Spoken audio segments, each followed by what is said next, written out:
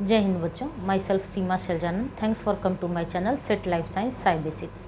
तो बच्चों, आज का टॉपिक है लिपिड ड्राफ्ट। तो उससे पहले लिपिड ड्राफ्ट स्टार्ट करने से पहले मैं आपको बताना चाहती हूँ कि ये लेक्चर नंबर 6 है। ठीक है, इससे पहले मैंने 5 लेक्चर प्लाज्मा मेम्ब्रेन में ऑलरेडी अपलोड कर दिए हैं। तो ये लेक्चर जो है जो ऑब्जेक्टिव एग्जामिनेशन है उसके लिए भी हेल्पफुल है और जो सब्जेक्टिव एग्जामिनेशन है उसके लिए भी हेल्पफुल है। सब्जेक्टिव एग्जामिनेशन मीन्स अभी यूपीपीएससी की वैकेंसी आई है जहाँ की प्री मेंस और इंटरव्यू कर दिया गया है, और भी बहुत जगह जहाँ भी असिस्टेंट प्रोफेसर के नाम से जो पब्लिक सर्विस कमीशन के थ्रू वैकेंसी निकलती है वहाँ सब्जेक्टिव एग्जामिनेशन कर दिया गया है। तो मैं आपको इस तरह से चाहती हूँ कॉन्सेप्ट को अच्छे से एक्सप्लेन करना ताकि आपका प्री भी निकल जाए और मेंस भी निकल जाए। मीन्स आप जो मल्टीपल चॉइस क्वेश्चन में जो अपियर हो ऑब्जेक्टिव एग्जामिनेशन में उसमें भी आपको ये वीडियोस हेल्पफुल होंगे, और जो सब्जेक्टिव एग्जामिनेशन है उसमें भी। जैसे कि बॉटनी और जूलॉजी की बात करें, हम तो अपने ही सब्जेक्ट की बात करेंगे, तो सब्जेक्टिव एग्जामिनेशन में है कि आपको 8 मार्क्स के 10 क्वेश्चंस होंगे शॉर्ट आंसर टाइप, और 12 मार्क्स के 10 क्वेश्चन होंगे लॉन्ग आंसर टाइप। तो ये जो टॉपिक है लिपिड ड्राफ्ट वो आपको शॉर्ट आंसर के लिए बहुत ही इम्पॉर्टेंट है। ठीक है, तो जैसे जैसे मैं टॉपिक कवर करूंगी, इससे पहले जो मैंने 5 लेक्चर ऑलरेडी दिए हैं तो उसमें तभी तक यूपीपीएससी की वैकेंसी नहीं आई थी। अब से फर्दर वीडियोस जितने भी मैं आपको एक्सप्लेन करूंगी उसमें मैं आपको बताते चलूँगी कि जैसे कि सेट के बारे में मैं बताती हूँ। जैसे ये कंटेंट पूरा लिपिड ड्राफ्ट में मैं अभी बताऊंगी कि किस सेट में मीन्स किस स्टेट एलिजिबिलिटी टेस्ट में और किस ईयर में क्वेश्चन आया है वो तो मैं बताऊंगी। और प्लस बॉटनी के लिए मैं चाह रही हूँ आपको इस चैनल पे प्रिपरेशन करवाना, क्योंकि जूलॉजी के लिए मेरा एक चैनल साई बेसिक्स जूलॉजी है जो मेरा ओल्ड चैनल है। तो मैं सोच रही हूँ जूलॉजी यूपीपीएससी के लिए वहाँ प्रिपरेशन करवाऊँ, क्योंकि बॉटनी का जो सिलेबस है वो ऑलमोस्ट 95% सिमिलर है CSIR नेट या फिर सेट लाइफ साइंस से। तो एक ही साथ आपको कंटेंट यहाँ पर मिल जाएगा। तो ये जो टॉपिक है लिपिड ड्राफ्ट वो शॉर्ट आंसर टाइप के लिए बहुत ही इम्पोर्टेंट है, मिस 8 मार्क्स वाले क्वेश्चन के लिए, और ऑब्जेक्टिव तो के लिए तो है ही। तो आइए देखते हैं। सबसे पहला आज का टॉपिक हमारा क्या है, लिपिड ड्राफ्ट, जो क्या है लेक्चर नंबर 6 है। और बच्चों, महाराष्ट्र सेट का एग्जामिनेशन हो चुका है, जम्मू एंड कश्मीर सेट का एग्जामिनेशन हो चुका है। अभी आने वाली एग्जामिनेशन में आपका कर्नाटका सेट है जो आपको 2 नवंबर को होने वाला है 2025 में। गुजरात सेट जो कि 24 नवंबर को होने वाला है। वेस्ट बंगाल सेट जो कि 2025 दिसंबर में होने वाला है। उत्तराखंड सेट जो कि 2026 में 7 जनवरी को होने वाला है। और जेट झारखंड एलिजिबिलिटी टेस्ट जो कि 18 साल बाद इसकी वैकेंसी आई है। और सिलेबस कंप्लीट जो आपका सेट लाइफ साइंस या फिर CSIR नेट लाइफ साइंस का है वही है 100%। और क्वेश्चन का पैटर्न तो जितने भी स्टेट एलिजिबिलिटी टेस्ट होते हैं जैसे कि आपको ऑलमोस्ट वही है। ठीक है बच्चों, तो आपको प्रीवियस ईयर क्वेश्चन तो आपको मिलेंगे नहीं झारखंड एलिजिबिलिटी टेस्ट के, क्योंकि इससे पहले ऑब्जेक्टिव एग्जामिनेशन होता ही नहीं था। तो आपको क्या करना है कि जितने भी स्टेट एलिजिबिलिटी टेस्ट के क्वेश्चन हैं वो प्रीवियस ईयर क्वेश्चन वो सारे आपको कर लेने हैं। मैं तो आपको टॉपिक वाइज भी करवा रही हूँ और स्टेट वाइज भी करवा रही हूँ। तो टॉपिक वाइज में आपको ये होगा कि उस टॉपिक के साथ आपका जो प्रीवियस ईयर क्वेश्चंस आए वो टॉपिक कवर हो जाएगा। ठीक है बच्चों, तो 5 स्टेट से अभी जो आई है नोटिफिकेशन वो अभी आपको बचा हुआ है, आप उसमें अपीयर हो सकते हैं। बाकी महाराष्ट्र सेट का हो चुका है, जम्मू एंड कश्मीर सेट का हो चुका है। और असिस्टेंट प्रोफेसर की बात करें तो छत्तीसगढ़ से भी नोटिफिकेशन आ चुकी है, वो भी 6 साल के बाद आया है। और यूपीपीएससी का तो आ ही गया है। तो मतलब ऑलमोस्ट पूरे साल कहीं ना कहीं से वैकेंसी निकलती रहती है। और असिस्टेंट प्रोफेसर के नाम से जो वैकेंसी आती है तो उसके लिए एक मैंडेटरी कंडीशन है कि आपको या तो नेट होना चाहिए या फिर सेट होना चाहिए या फिर PhD होना चाहिए। तो वो तो एक सेकंड स्टेप है, उससे पहले आपको CSIR नेट क्वालिफाई करना पड़ेगा या फिर सेट क्वालिफाई करना पड़ेगा। तो CSIR नेट के लिए तो ऑलमोस्ट बहुत जगह बच्चे देख रहे होंगे, यूट्यूब चैनल बहुत सारे ओपन हैं, वहाँ पर आपको कंटेंट भी मिल जाता है, बहुत जगह लोग सब्सक्रिप्शन भी लेते हैं। तो मेरा मेन मोटो है कि ये state eligibility test means SET के लिए प्राइमरी बेसिस पे मैं यहाँ आपको प्रिपरेशन करवाती हूँ। बाकी जितना भी जगह इस असिस्टेंट प्रोफेसर का जो मेंस एग्जामिनेशन है सब्जेक्टिव पेपर उसके लिए भी प्रिपरेशन करवाऊँगी इसी चैनल पे। बाकी ऐसा नहीं है कि अगर आप लिपिड ड्राफ्ट सेट एग्जामिनेशन के लिए पढ़िएगा तो वो आपको गेट में हेल्पफुल नहीं होगा, या फिर आपको जो ICMR एग्जामिनेशन है उसके लिए हेल्पफुल नहीं होगा, या फिर CSIR नेट के लिए हेल्पफुल नहीं होगा, क्योंकि कॉन्सेप्ट बच्चों सेम ही होता है, बस क्वेश्चन का पैटर्न डेप्थ थोड़ा थोड़ा डिफरेंट होता है। ठीक है, तो स्टार्ट करते हैं लिपिड ड्राफ्ट, जो कि लेक्चर नंबर 6 है। लिपिड ड्राफ्ट्स क्या है? तो स्मॉल डायनामिक माइक्रो डोमेन है, एक छोटा डायनामिक है और माइक्रो डोमेन है विद इन सेलुलर मेम्ब्रेन्स और प्लाज्मा मेम्ब्रेन। कहाँ पाया जाता है? तो सेलुलर मेम्ब्रेन और प्लाज्मा मेम्ब्रेन के बीच में पाया जाता है। Specially rich in cholesterol, sphingolipids and certain proteins. तो ज़्यादा इसमें क्या पाया जाता है? तो कोलेस्ट्रॉल पाया जाता है, स्फिंगोलिपिड्स पाए जाते हैं एंड सर्टेन प्रोटीन्स होते हैं। उस सर्टेन प्रोटीन्स में भी GPI जो है वो मोस्टली ज़्यादा पाया जाता है। ठीक है बच्चों, तो इसे आप ध्यान रखिएगा, याद रखिएगा। तो मेरा सारा कंटेंट आप देखते हैं कि कीवर्ड और बुलेट पॉइंट्स के थ्रू ही मैं एक्सप्लेन करती हूँ, और जब से मैंने व्हाइट बोर्ड पे पढ़ाना शुरू किया है वो माइंड मैप के फॉर्म में होगा। मीन्स आपको एक ही स्लाइड पे सारा कुछ उसके बारे में, डायग्राम भी, एक्सप्लेनेशन भी, कॉन्सेप्ट भी, सब कुछ मिल जाएगा। तो सबसे पहला पॉइंट क्या है? स्मॉल है, डायनेमिक है, माइक्रो डोमेन होता है। कहाँ पाया जाता है? तो विद इन सेलुलर मेम्ब्रेन्स और प्लाज्मा मेम्ब्रेन्स के बीच में पाया जाता है। स्पेशली क्या होता है? तो specially rich in cholesterol, sphingolipids and certain proteins. Lipid bilayer of the plasma membrane aggregated to form stable, more ordered and slightly thicker microdomains called lipid rafts. ये जो लिपिड बाइलेयर है प्लाज्मा मेम्ब्रेन का, अगर आप जो बच्चे मुझे शुरू से फॉलो कर रहे होंगे या फिर जो अभी फर्स्ट टाइम इस वीडियो को देख रहे हैं, तो मैं उनको रिकमेंड करूँगी कि पहले जो 5 लेक्चर मैंने ऑलरेडी बताया वो अच्छे से सीक्वेंस में मैंने पढ़ाया है, लिपिड बाइलेयर के बारे में बहुत अच्छे से, स्ट्रक्चर ऑफ मॉडल मेम्ब्रेन के बारे में। तो अगर आप बच्चों सीक्वेंस में वीडियोज़ देखिएगा तो आपके लिए बहुत ही ज़्यादा हेल्पफुल होगा। तो lipid bilayer of the plasma membrane aggregated to form stable, more ordered and slightly thicker microdomain होता है, जिसे हम लिपिड रैफ्ट या फिर मेम्ब्रेन रैफ्ट के नाम से जानते हैं। तो ये हो गया क्या? आपका एक छोटा सा डेफिनेशन। ठीक है बच्चों, ये इस डायग्राम पे आने से पहले मैं आपको पहले कंपोजिशन बताऊंगी और लिपिड रैफ्ट्स के बारे में कुछ पॉइंट्स बताऊंगी। तो कंपोजिशन आपने देखा, जनरली कोलेस्टेरॉल, स्फिंगोलिपिड्स और कुछ प्रोटीन्स पाए जाते हैं। तो सबसे पहला कंपोनेंट क्या है? Cholesterol. LR for lipid raft. Lipid raft contain 3 to 5 times more cholesterol, 3 से 5 टाइम ज़्यादा कोलेस्ट्रॉल इसमें पाया जाता है एंड एलिवेटेड स्फिंगोलिपिड्स, और स्फिंगोलिपिड्स का भी कंसंट्रेशन इसमें ज़्यादा देखा जाता है। मीन्स जहाँ पर लिपिड रैफ्ट का फॉर्मेशन होता है। इससे क्या होता है बच्चों? तो resulting in tighter molecular packing and decreased fluidity. इससे क्या होता है कि मॉलिक्यूलर पैकिंग जो है वो बहुत ही ज़्यादा टाइट होता है, और ऑब्वियस है कि जब टाइट पैकेजिंग होगी तो फ्लूइडिटी कम हो जाएगी, तो फ्लूइडिटी कम देखा जाता है लिपिड रैफ्ट वाले रीजन में। It provides stability and rigidity, और इस वजह से ये प्लाज्मा मेम्ब्रेन को स्टेबिलिटी एंड रिजिडिटी प्रोवाइड करता है। ठीक है, ये पॉइंट क्लियर हो गया। दूसरे कंपोजिशन में क्या पाया जाता है? तो स्फिंगोलिपिड्स, स्फिंगोग्लाइकोलिपिड्स मैंने आपको पढ़ाया भी है क्लासेज ऑफ लिपिड बाइलेयर में। तो स्फिंगोग्लाइकोलिपिड एंड स्फिंगोमाइलिन जनरली देखा जाता है। उसमें भी जो सैचुरेटेड फैटी एसिड्स हैं वो mainly make lipid rafts more ordered, saturated and unsaturated. मैंने इसीलिए फॉस्फोलिपिड का स्ट्रक्चर भी आपको बताया था कि हेड ग्रुप होता है और टेल ग्रुप होता है। तो टेल ग्रुप जो होता है उसमें जो है सैचुरेटेड फैटी एसिड और अनसैचुरेटेड फैटी एसिड दोनों तरह का पाया जाता है। तो ये जहाँ पर लिपिड रैफ्ट का फॉर्मेशन होता है वहाँ पर सैचुरेटेड फैटी एसिड का कंसंट्रेशन ज़्यादा देखा जाता है।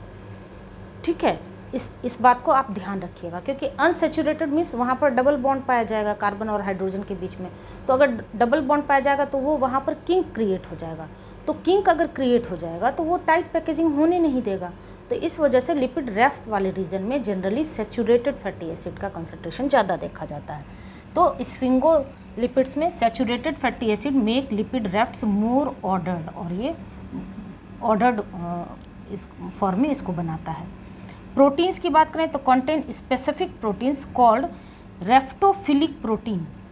रेफ्टोफिलिक, raft membrane raft, lipid raft, philic means raft loving protein, raftophilic protein. तो कौन सा प्रोटीन पाया जाता है? तो contain specific proteins called raftophilic protein. उसमें भी कौन सा, दो तरह के प्रोटीन्स पाए जाएंगे, कौन सा, एक तो जीपीआई लिंक और दूसरा पामीटोयलेटेड प्रोटीन्स। तो mainly present in non cytosolic leaflet. ये जो जीपीआई लिंक्ड प्रोटीन है वो मेनली नॉन साइटोसोलिक लीफलेट में पाए जाएंगे और palmitoylated mainly common in cytosolic mostly. तो आप देख रहे हैं ये जो डायग्राम है आपका बच्चों लिपिड रैफ्ट का नहीं है, ये प्लाज्मा मेम्ब्रेन का है, जिसमें मैंने स्पेसिफिकली आपका जो यहाँ से लेके यहाँ तक वाला रीजन आपका लिपिड रैफ्ट वाला रीजन है। तो आप देख रहे हैं यहाँ पर पामीटोयलेटेड प्रोटीन पाया जा रहा है, इस तरह से निकला हुआ है। यहाँ देख रहे हैं ग्रीन वाला पोर्शन, ये टेल आपको नज़र आ रहा है, ठीक है। और ये जीपीआई लिंक प्रोटीन हो गया, ये आपको ग्लाइकोलिपिड हो गया ग्लाइकोस्फिंगोलिपिड, या फिर उसी को स्फिंगोग्लाइकोलिपिड भी बोला जा सकता है। और यहाँ पर ये आपको रेड वाला रीजन नज़र आ रहा है जो स्फिंगोमाइलिन है, और ये बीच में ब्लैक रीजन जो है ये कोलेस्ट्रॉल है। तो थ्रू आउट फर्स्ट लेक्चर से, मैंने जब से फ्लूइड मोज़ेक मॉडल पढ़ाया है तब से मैं लगभग ऑलमोस्ट हर एक लेक्चर में एक न एक बार प्लाज्मा मेम्ब्रेन का स्ट्रक्चर एक्सप्लेन मैं करती ही हूँ। तो जो बच्चे शुरू से देख रहे हैं उनके लिए तो क्लियर होगा ही, और जो बच्चे नहीं भी देखे हैं, फर्स्ट टाइम देखे हैं, तो अब आपको ध्यान कहाँ देना है बच्चों। तो आपको ये रेड वाला रीजन नज़र आ रहा है जो कि स्फिंगोमाइलिन का कंसंट्रेशन यहाँ पर ज़्यादा दिख रहा है। बीच में जो कोलेस्टेरॉल है, तो आप देख रहे हैं ये जो लिपिड रैफ्ट वाला रीजन है यहाँ पर कोलेस्टेरॉल का भी कंसंट्रेशन ज़्यादा है, 3 to 4 टाइम्स ज़्यादा पाया जा रहा है। आप देख रहे हैं ये वाला जहाँ पर लिपिड रैफ्ट नहीं है, इस साइड ये जो ब्लू वाला रीजन है, इस साइड कम कोलेस्ट्रॉल है, इधर भी कोलेस्ट्रॉल कम है, और बीच में आप देख रहे हैं कोलेस्ट्रॉल कितना ज़्यादा है। इसीलिए बोला गया था 3 to 5 times more cholesterol and elevated sphingolipids. ये आपको लिपिड रैफ्ट का स्ट्रक्चर हो गया, जिसमें पामीटोयलेटेड प्रोटीन है, ये ग्रीन वाला पोर्शन, ये जीपीआई लिंक प्रोटीन है, स्फिंगोमाइलिन हो गया, कोलेस्टेरॉल हो गया, और साइज इसका 20 to 200 नैनोमीटर है, जो कि एक नैनो डोमेन, जो कि माइक्रो डोमेन है तो नैनो डोमेन होता है, ठीक है। ग्लाइकोलिपिड में ग्लाइकोस्फिंगोलिपिड आप बोल लीजिए या फिर स्फिंगोग्लाइकोलिपिड, दोनों सेम ही नाम है, कोई डिफरेंस नहीं है। तो ये पाया जाता है, ठीक है। इसकी एफिनिटी कोलेस्ट्रॉल के साथ ज़्यादा देखी जाती है। क्लियर हो गया ये पॉइंट्स। कंपोजिशन में कोलेस्ट्रॉल पाया जाता है, स्फिंगोलिपिड्स पाए जाते हैं, प्रोटीन्स पाए जाते हैं। प्रोटीन्स में रेफ्टोफिलिक प्रोटीन्स पाए जाते हैं, जिसमें जीपीआई लिंक प्रोटीन होते हैं एंड पामीटोयलेटेड होते हैं। मेनली जीपीआई जो है ये आपको आउटर साइड वाला एक्स्ट्रा सेलुलर फेस है, तो मेनली यहाँ पर पाया जाता है। और पामीटोयलेटेड प्रोटीन आप देख रहे हैं ये नीचे साइटोसोलिक, अगर ये आपका नॉन साइटोसोलिक या फिर एक्स्ट्रा सेलुलर फेस बोलिएगा तो ये आपको साइटोसोलिक हो गया। आप देख रहे हैं ये ग्रीन वाला पोर्शन यहाँ आपको नज़र आ रहा है, पामीटोयलेटेड मोस्ट कॉमनली यहाँ पर भी पाया जाता है, ठीक है। हमेशा ज़रूरी नहीं है कि हमेशा, मोस्टली बात होती है, ठीक है। तो ये हो गया क्या बच्चों आपको कंपोजिशन लिपिड रैफ्ट के बारे में। तो मैंने आपको डिफिनेशन बताया, कंपोजिशन बताया, 2-4 पॉइंट्स। अब देखिए ये जो टर्म लिपिड रैफ्ट है वो used to denote detergent resistant liquid ordered phase. ये जो एरिया है ये डिटर्जेंट रेसिस्टेंट एरिया माना जाता है, ठीक है। लिपिड रैफ्ट वाला जो रीजन होता है वो डिटर्जेंट रेसिस्टेंट होता है, उस पर डिटर्जेंट का असर नहीं होता है। तो term lipid raft use to denote detergent resistant liquid ordered phase, जो कि रिच इन कोलेस्टेरॉल, आप देख रहे हैं बहुत ही ज़्यादा कोलेस्ट्रॉल पाया गया है, एंड ग्लाइकोस्फिंगोलिपिड GSL और स्फिंगोग्लाइकोलिपिड SGL, या तो GSL लिख लीजिए या फिर SGL, बात बराबर ही है, जो कि ज़्यादा होता है, rich in cholesterol and glycosphingolipid and sphingoglycolipid. All rafts do not appear identical. जरूरी नहीं है कि सारे जगह के प्लाज्मा मेम्ब्रेन में जहाँ भी रैफ्ट का फॉर्मेशन हो रहा है वो आइडेंटिकल हो दिखने में, ऐसा नहीं होता है। तो all rafts do not appear identical, that is distinctive proteins and lipid composition. Lipid और प्रोटीन का कंपोजिशन अलग भी हो सकता है। लिपिड रैफ्ट्स आर, अब इन अ नट शेल, अगर 4-5 वर्ड में या फिर कहीं भी अगर आप शॉर्ट नोट्स प्रिपेयर कर रहे होंगे और कीवर्ड के थ्रू आप उस कॉन्सेप्ट को याद रखने की कोशिश करते होंगे, तो ये 2-4 कीवर्ड्स हैं, जैसे कि लिपिड रैफ्ट्स आर हेटेरोजीनस, आप देख रहे हैं यहाँ पर प्रोटीन और लिपिड का कंपोजिशन अलग है। डायनामिक होता है, रिलेटिवली ऑर्डर्ड देखा गया है, डिटर्जेंट रेसिस्टेंट होता है, and cholesterol and sphingolipid enriched microdomain होता है। कम से कम ये 5 कीवर्ड तो आपको याद रखना ही रखना है लिपिड रैफ्ट में, ठीक है। Whose formation is driven by lipid and lipid protein interaction. यहाँ पर लिपिड का इंटरेक्शन भी देखा जा सकता है लिपिड रैफ्ट के फॉर्मेशन में, या फिर लिपिड प्रोटीन का भी इंटरेक्शन देखा जा सकता है। तो बच्चों कुछ भी कॉम्प्लेक्स है, बिल्कुल सिंपलेस्ट लैंग्वेज मैंने यूज़ किया, और डायग्राम भी बिल्कुल सिंपलेस्ट आपको मैं यहाँ पर समझाने की कोशिश की है।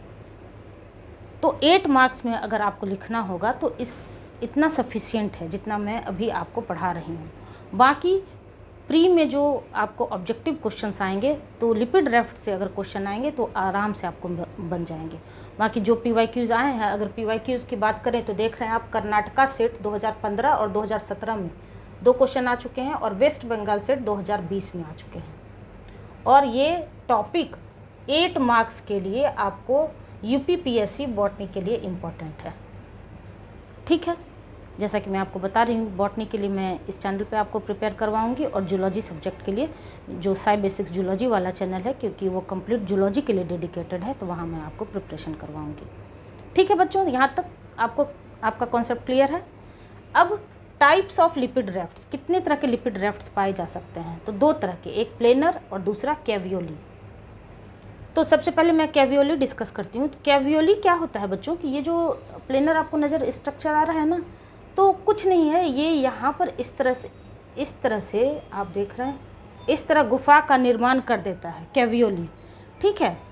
तो इस तरह का जब गुफा का निर्माण, इस तरह से जब स्ट्रक्चर आपको शो हो रहा है, इस तरह से गुफा का निर्माण कर देता है, तो इसी को क्या कहते हैं? कैवियोली कहते हैं। तो इनवार्डली कर्व्ड फ्लास्क शेप्ड होता है, ये इनवार्ड अंदर की ओर धंसा हुआ कर्व्ड फ्लास्क शेप्ड होता है। Specially enriched in caveolin protein, यहाँ पर कैवियोलिन प्रोटीन का कंसंट्रेशन ज़्यादा देखा जाता है।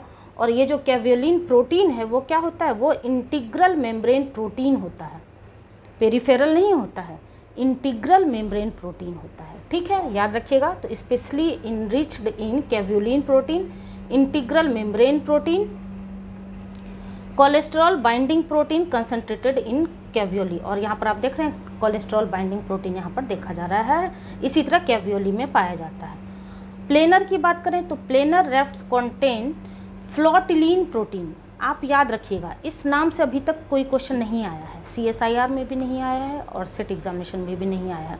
फ्लोटिलीन प्रोटीन, कैवियोलिन प्रोटीन का नाम तो आपने सुना होगा, बट प्लेनर स्ट्रक्चर में फ्लोटिलीन प्रोटीन पाए जाते हैं। P for planar, P for पपीता, आप याद रखिए, और फ से फल। तो P से आपको planar lipid raft and F, तो प और फ जस्ट हिंदी वर्णमाला के हिसाब से अगर आप याद रखने की कोशिश कीजिए तो प फ तो सबने याद किया होगा, प फ ब भ म। तो प से प्लेनर एंड फ से फ्लोटिलीन प्रोटीन। तो मुझे लगता है कि ये क्वेश्चन आने वाले एग्जामिनेशन में आ सकता है। फ्लोटिलीन प्रोटीन प्रेजेंट इन न्यूरॉन्स, ये मेनली कहाँ पर पाया जाता है? तो न्यूरॉन्स में, वेयर कैवियोली आर एब्सेंट, जहाँ की कैवियोली एब्सेंट होता है न्यूरॉन्स में। तो ये हो गया प्लेनर, ये हो गया कैवियोली प्रोटीन। तो टाइप्स ऑफ लिपिड रैफ्ट्स आपने देखा 2 तरह का पाया जाता है, एक प्लेनर और कैवियोली प्रोटीन। तो प्लेनर में क्या होता है? फ्लोटिलीन प्रोटीन पाया जाता है, और कैवियोली में कैवियोलिन प्रोटीन पाया जाता है। ये जो फ्लोटिलीन प्रोटीन होता है या फिर प्लेनर जो है वो प्रेजेंट इन कहाँ? न्यूरॉन्स, जहाँ की कैवियोली प्रोटीन नहीं पाया जाता है, वो न्यूरॉन्स में देखा जाता है, ठीक है। और फंक्शन की बात करें तो helpful in signal transduction, endocytosis, cholesterol trafficking. Rafts act as platform for assembly of T cell signalling and machinery. T cell के सिग्नलिंग में ये हेल्प करता है और ये एक प्लेटफॉर्म प्रोवाइड करता है टी सेल सिग्नलिंग के लिए, ठीक है बच्चों। तो डेफिनेशन क्लियर हो गया, कॉम्पोजिशन क्लियर हो गया, लिपिड रैफ्ट का स्ट्रक्चर मैंने क्लियर कर दिया, टाइप्स ऑफ लिपिड रैफ्ट्स क्लियर हो गया, टर्म लिपिड रैफ्ट में क्या क्या चीज़ हो सकता है ये मैंने आपको एक्सप्लेन कर दिया। बच्चों मोस्ट ऑफ दी बच्चे ये पूछते हैं कि कौन सा बुक सफिशिएंट है सेट लाइफ साइंस एग्जामिनेशन के लिए या फिर लाइफ साइंस से रिलेटेड किसी भी एग्जामिनेशन के लिए। तो मैं प्रेफर करती हूँ पाथफाइंडर की बुक। और मेरे कंटेंट अगर आप पूरा सुन लीजिएगा ध्यान से, तो कंटेंट में भी मैं पाथफाइंडर का भी यूज़ करती हूँ और भी गूगल भी यूज़ करती हूँ और भी बहुत सारे रिसोर्सेज हैं। तो जब आप मेरा पूरा कंटेंट अच्छे से ध्यान से सुन लीजिएगा, वीडियो समझ लीजिएगा, तब अगर पाथफाइंडर आप पलटिएगा तो बिल्कुल अच्छे से आपका कॉन्सेप्ट क्लियर हो जाएगा।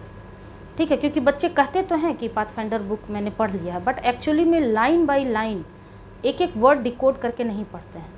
तो मेरी कोशिश यही रहती है कि मैं थोड़ा बहुत कंटेंट में पाथफाइंडर बुक को डिकोड करते हुए चलूं, ताकि जो भी बच्चे बुक जिस तरह एनसीईआरटी लोग यूज़ करते हैं ना नीट एग्जामिनेशन क्लियर करने के लिए या फिर 11th-12th करने के लिए, उसी तरह आप मान लीजिए ये जो अगर लाइफ साइंस से रिलेटेड किसी एग्ज़ाम को क्लियर करना है तो ये पाथफाइंडर बुक आपके लिए बहुत ही ज़्यादा हेल्पफुल है। ठीक है, तो लिपिड राफ्ट क्या होता है, टाइप्स ऑफ लिपिड राफ्ट क्या होता है, डायग्राम कैसा होता है, कंपोजिशन क्या होता है, ये सब कुछ मैंने आपको बता दिया। अब इससे अगर ऑब्जेक्टिव क्वेश्चन बन के आता है तो वो भी आप सॉल्व कर सकते हैं, और अगर 8 मार्क्स क्वेश्चन में सब्जेक्टिव क्वेश्चन बन के आता है तो वो भी आपसे आसानी से आप आंसर को एक्सप्लेन कर सकते हैं विथ डायग्राम। ठीक है बच्चों, तो और वीडियो को एंड करने से पहले मैं आपको बताना चाहती हूँ मेरा पैरेलल में 2 और चैनल रन कर रहा है। एक तो पुराना चैनल जो कि साई बेसिक्स जूलॉजी के नाम से है, जो बच्चे मास्टर्स में हैं या फिर जो बच्चे बीएससी एमएससी कर रहे हैं, तो मैं वहाँ थ्योरी एंड प्रैक्टिकल बोथ पढ़ाती हूँ। और अब मैं यूपीपीएससी जो जूलॉजी के लिए वैकेंसी आई है तो उसके मेंस के लिए मैं वहाँ प्रिपरेशन करवाऊँगी। यहाँ पर मैं आपको इस चैनल पे बॉटनी के लिए प्रिपरेशन करवाऊँगी, क्योंकि उसका सिलेबस ऑलमोस्ट 95% सेम है आपको सेट लाइफ साइंस के एग्जामिनेशन से। और एक और चैनल है जो सिविल सर्विसेज के लिए जो बच्चे zoology as an optional subject choose करना चाहते हैं, तो यूपीएससी जूलॉजी साई बेसिक्स के नाम से एक और चैनल है, वहाँ मैं यूपीएससी के लिए प्रिपरेशन करवाती हूँ। इंडियन फॉरेस्ट सर्विस में जो बच्चे जूलॉजी सब्जेक्ट ऑप्ट करते हैं उनके लिए प्रिपरेशन करवाती हूँ। ठीक है बच्चों, तो ये सारे वीडियोज़, ये सारे कंटेंट कहीं से भी आपके लिए हेल्पफुल होता हो तो लाइक शेयर एंड सब्सक्राइब जरूर करिएगा। मैं 2 मिनट साइड हो रही हूँ, आप चाहें तो स्क्रीनशॉट भी ले सकते हैं, या फिर मैं आपको प्रेफर करूँगी कि आप साथ में सेल्फ नोट्स छोटा छोटा करके बनाते चलिए, क्योंकि कुछ कोड, कुछ निमोनिक्स में एट रैंडम याद आते हैं तो मैं वो बोल देती हूँ, बोर्ड पे लिखा हुआ नहीं होता है, तो ताकि आप कॉपी में नोट डाउन कर सकिए। ठीक है बच्चों, तो मिलते हैं नेक्स्ट वीडियो में, तब तक के लिए थैंक यू।